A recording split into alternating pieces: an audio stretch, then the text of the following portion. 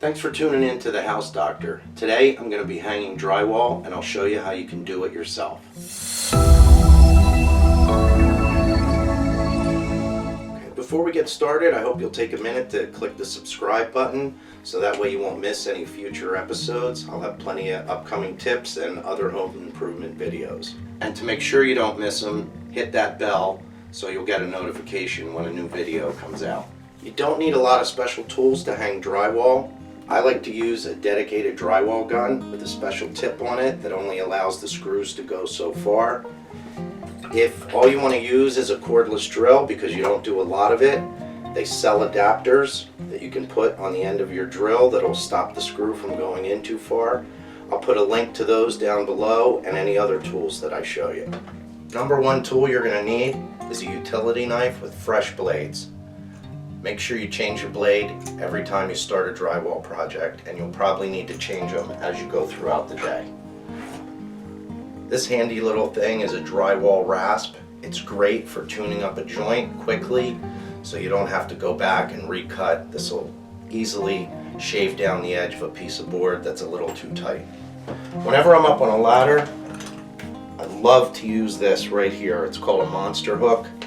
It allows you to hang your drill or whatever else right off your belt. It's right there where you need it. Let's get started drywalling. The biggest mistake people make when they're hanging drywall is they cut it too tight. Don't worry about trying to make your measurements exact. That's what the spackle's for. It'll clean up any imperfections later. Cut your drywall so it's going to fit loosely. You don't want to be fighting with it. The edges are brittle. They're going to break. It's going to crack. Cut it much smaller than what you need. Okay, I have just under 66 inches here. I'm going to cut this piece 65. It's going to fit fine. This joint right here is 4 feet from the wall. This is going to be where my joint is. Your two pieces of drywall do have to meet tightly here. So to measure for this light, I'm going to measure from the center of this joist, not from the back wall, because it doesn't matter exactly how far it is from there. It's more important from this joint to be correct. Okay, when you bring your drywall home, stack it standing up like this with the finished face all facing forward. That means you have to rip all that tape off and flip every other piece, but it makes cutting much easier. You also want to put a couple of pieces of wood down on the floor to keep your drywall up off the floor a little bit. It makes it much easier to finish your cuts, move it around, and pick it up.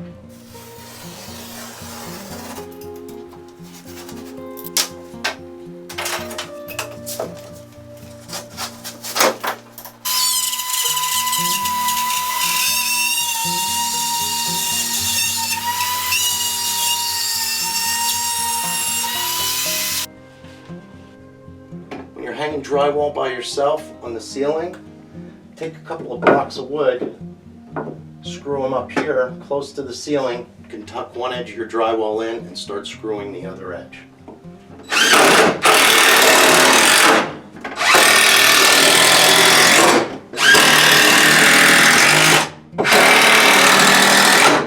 Okay, to get this piece of drywall up on the ceiling, lean it up against the wall where it's going to go. This is going to be up into the center of the room. Down below is what's going to be in the corner. This is another reason why you don't want to cut your drywall too tight, because we're going to run it up the wall, swing it into place, and then rest it on our blocks up there.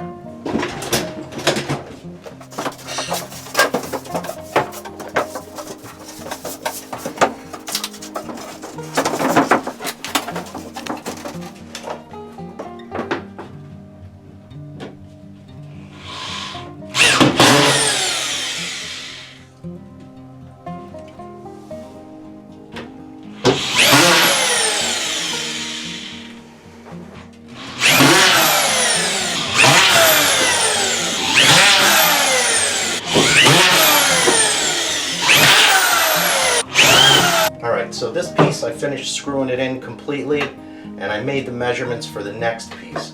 And I made the measurements for the light off of this joint here, because we want this to be nice and tight. We'll end up on the joist on the far end. Right, I'm going to put my block right here close to the edge of the other joint.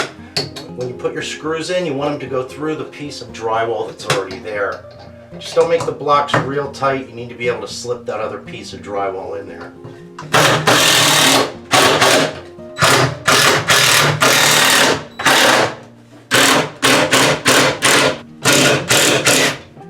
Putting this piece up is going to be a little more awkward, but we're going to try and follow the same thing. We're going to kind of slide the board up along the wall, and then we'll tuck it into those 2x that we screwed to the ceiling to support one end of it.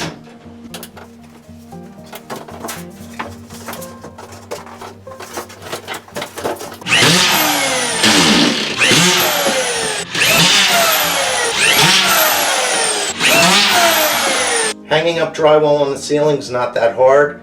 Take your time, think it through, put some blocks where you need it, and screw it up. Now let's get to the walls. To hang our drywall up on the wall, we're going to do the same thing as the ceiling. We're going to use some blocks. We're going to put them just below where the seam's going to be, and we'll use that to rest our upper piece. We start at the top and work our way down. Right here, there used to be an electrical outlet, and I moved it to the other wall, but taking this entire circuit and rerouting it properly just wasn't feasible at the time. Don't be the person who buries this in the wall. Leave access to it. I'm going to just cut this out as if it were a regular outlet. I'll put a blank cover on it. Then if there's ever a problem in the future, somebody needs to get to this circuit, they just take the cover off and it's right there.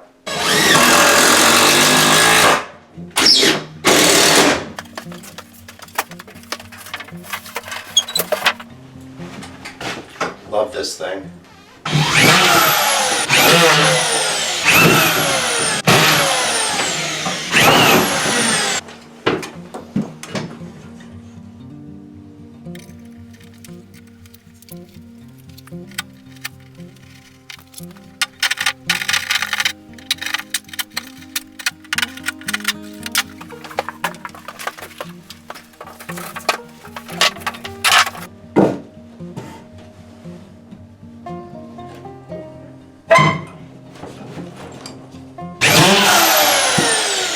Before I start putting drywall on this wall, I need to put in one last piece along the ceiling. And drywall is designed to be put together with the long edges butted together.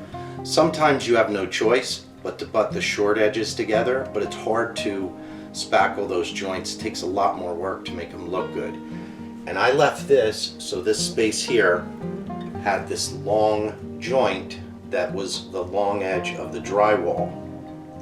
So what I'm going to do is cut this small strip off a long edge of drywall. It's up to you how you want to go about doing this.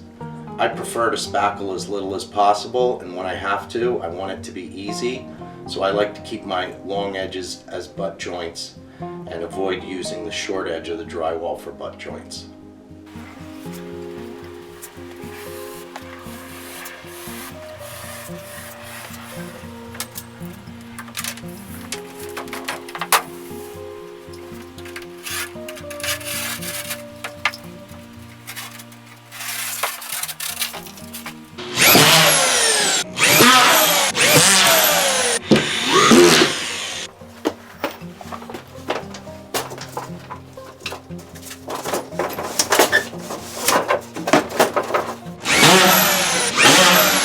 I'm almost finished drywalling the room.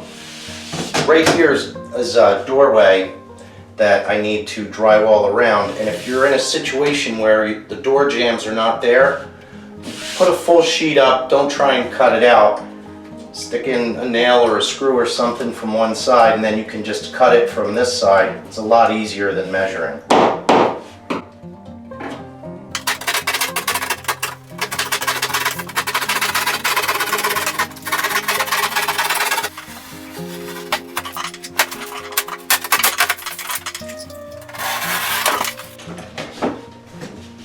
You can use a roto-zip or some other kind of rotary tool to cut out and just run the bit along the studs, but it makes one heck of a mess with dust everywhere.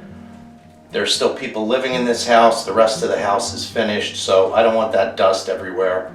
Try and keep it to a minimum and just cut it by hand. Before you start spackling, take a minute with a small putty knife and just run around the wall and check your screws and make sure they're all seated firmly. It's going to save you a lot of trouble later.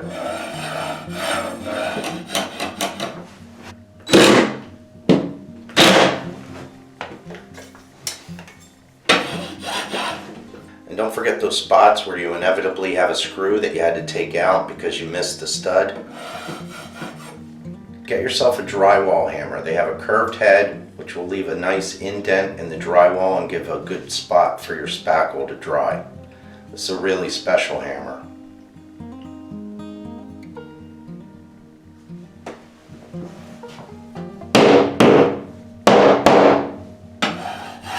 When I start spackling, I like to start with the joints where they butt together or where I have a factory seam coming together, and then I'll work on the corners.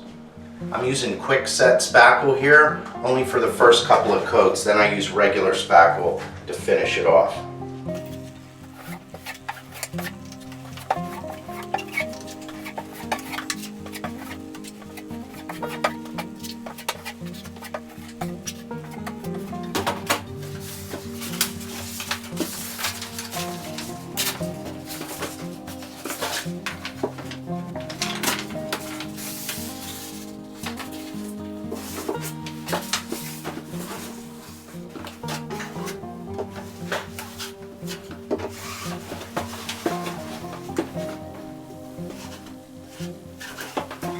I just finished up what will hopefully be the last coat of spackle.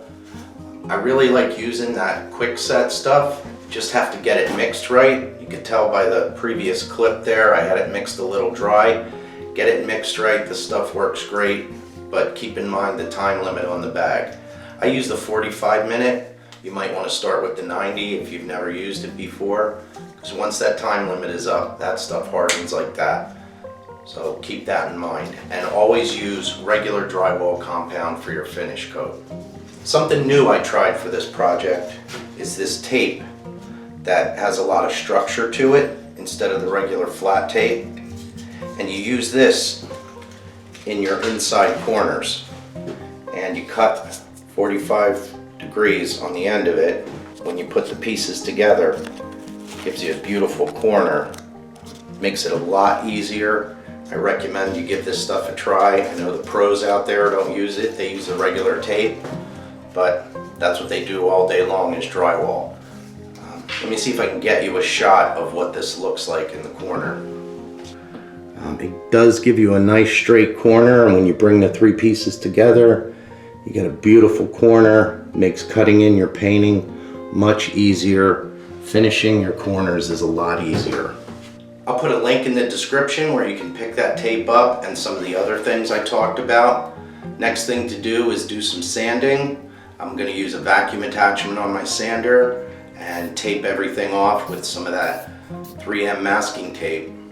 Stuff is awesome. I hope you found some of this information helpful. Thanks for watching.